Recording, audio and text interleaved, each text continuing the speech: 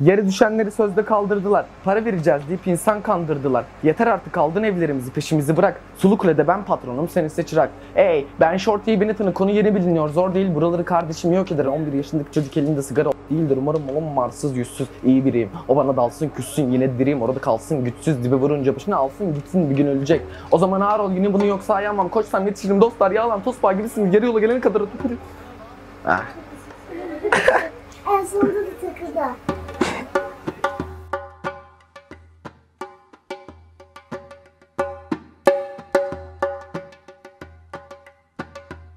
Adına dernek diyorlar ama benim için bir ev. Sulukule Gönüllüleri Derneği 2010 yılında Karagümrük'te kuruldu. Ancak mahalleyle ilişkimiz bunun daha öncesine 2005 yılında Sulukule Mahallesi'nin kentsel yenileme alanı ilan edilmesiyle başladı. O dönem barınma hakkı mücadelesi yürüttük. Bu mücadele uzunca sürdü. Mahallenin yıkımı 3 yıla yakın devam etti ve 2009 yılında mahallenin yıkımı tamamlandı. Şu an 17 yaşındayım, 9 yaşında buraya başladım. Yalnızca düşün diye teşvik ediyordum Marvin. Beni burada bıraktılar. Sıradan aşağılık bir robot yani. Kendileri kaçıp canlarını kurtarırken zavallı beni senin gibi dev boyutlu ve dayanıklı bir savaş makinesini durdurmak üzere geride bıraktılar.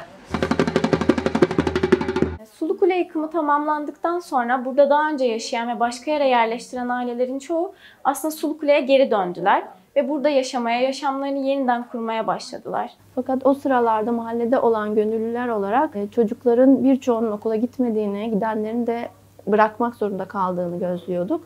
Çocukların okulla bağını kuvvetlendirecek, onları okula kazandıracak faaliyetler yapmaya başladık yavaş yavaş. Çocuklarla oyunlar oynayarak onları akran zorbalığı, ayrımcılık, göç gibi konuları çocuklarla beraber konuşmaya başladık. Ve bunları okul saatinde, okul içinde yaptık. Aslında çocuklar bizim atölyelerimize katılmak için okula geliyorlardı ve böylece okulla bir bağlantı kurmuş oluyorlardı. Geçen yıl Milli Eğitim Bakanlığı'nın yayınladığı bir rapora göre okuldan erken ayrılma oranı %35 seviyesinde. Bu sebeple bütün faaliyetlerimizi okul terki önleme amacına dayandırarak yürütüyoruz.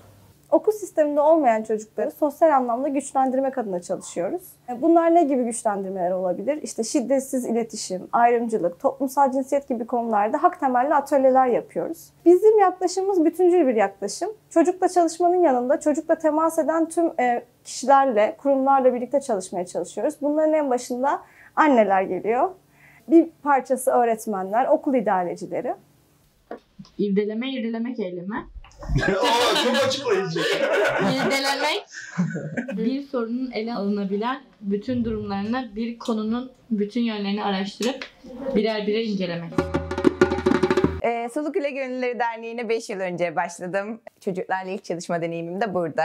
Burasının benim için özel olmasının sebebi nasıl bir yerde gönüllülük yapmak istediğimi, çocuklarla nasıl çalışacağımı, nasıl bir yaklaşıma sahip olmak istediğimi, ekip arkadaşlarımın nasıl olmasını istediğimi öğreten bir yer. O yüzden burada hem çok eğleniyorum hem de çok rahatım.